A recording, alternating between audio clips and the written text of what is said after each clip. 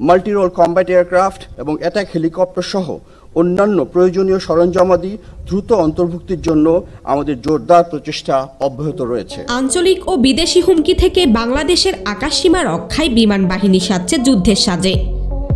স্বাধীনতার পরবর্তীতে শেখ হাসিনা সরকার ক্ষমতার আমলে বাংলাদেশ বিমান বাহিনীতে তেমন কোনো পরিবর্তন লক্ষ্য করা না গেলেও গত 5ই আগস্ট ছাত্র জনতার গণ অভ্যুত্থানে শেখ হাসিনা পতনের পর বাংলাদেশের প্রতিরক্ষা খাতে আমূল পরিবর্তন লক্ষ্য করা গিয়েছে।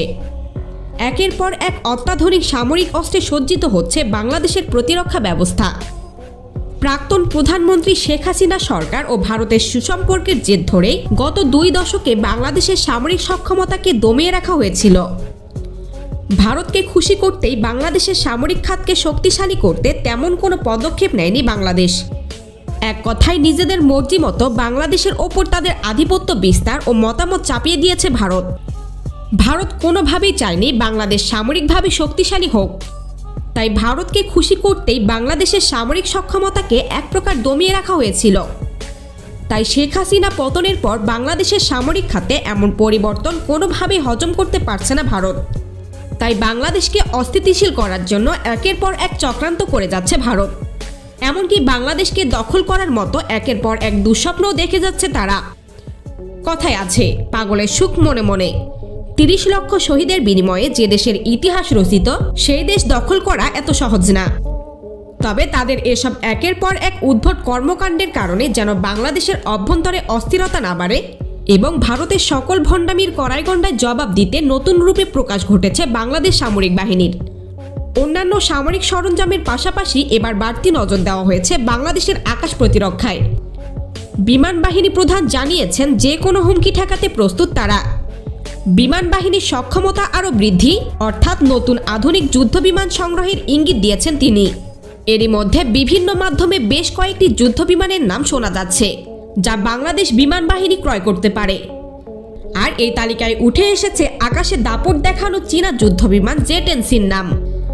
ভারতের রাফাল যুদ্ধবিমানের সাথে টক্কর দিতে এরই মধ্যে পাকিস্তান চীন থেকে সংগ্রহ করেছে এই single engine multirole combat fighter.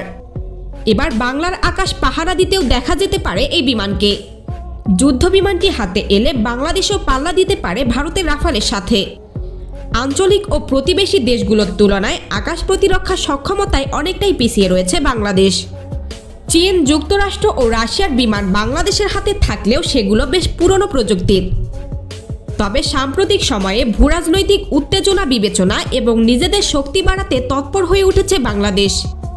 সম্প্রতি বিমান বাহিনী প্রধান air chief marshal Hasan Mahmud Khan জানান, বিমান বাহিনীর আধুনিকায়নের পরিকল্পনা হাতে নেওয়া হয়েছে।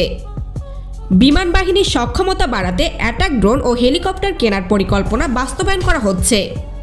এর পরপরই ভারতীয় গণমাধ্যমগুলো বিভিন্ন সূত্র উল্লেখ করে জানান, চীনের জে-10সি যুদ্ধবিমান কেনার চেষ্টা করছে বাংলাদেশ সরকার।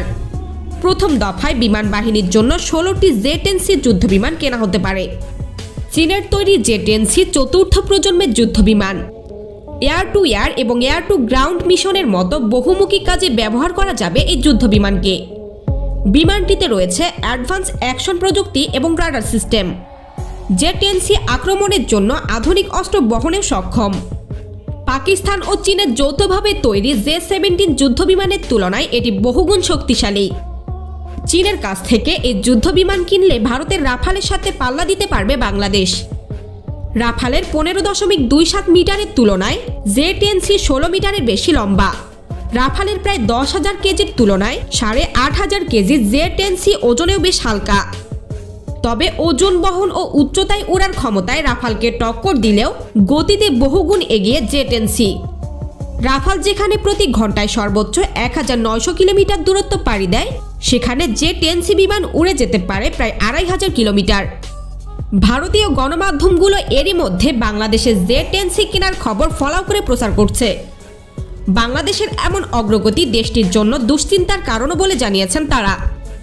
চীনা এই যুদ্ধবিমান বাংলাদেশের কমব্যাট রেডিনেন্স বাড়ানোর পাশাপাশি বিমান বাহিনীর সক্ষমতায় উল্লেখযোগ্য পরিবর্তন নিয়ে আসবে।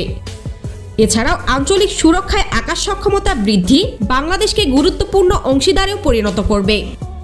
এদিকে আঞ্চলিকভাবে আরও একঘরে হয়ে পড়া ভারতও নিজেদের সুরক্ষা বাড়াতে আদা জল খেয়ে লেগেছে। যুক্তরাষ্ট্র, ইসরায়েল ও ফ্রান্সের কাছ থেকে অ্যাটাক ড্রোন কেনার চুক্তি করতে মরিয়া হয়ে চেষ্টা চালাচ্ছে দেশটি।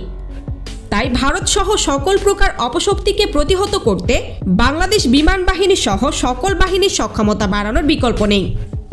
দেশের সার্বভৌমত্ব রক্ষায় সামরিক সক্ষমতা বাড়ানোর পাশাপাশি যে কোনো অপশক্তিকে প্রতিহত করতে ধর্মবর্ণ নির্বিশেষে দেশের প্রতিটি নাগরিকের উচিত ঐক্যবদ্ধ হয়ে দেশের জন্য লড়াই করা। আজ এই পর্যন্ত, দেখা হবে অন্য কোনো ভিডিওতে। সেই পর্যন্ত ভালো থাকবেন, সুস্থ থাকবেন। আল্লাহ হাফেজ।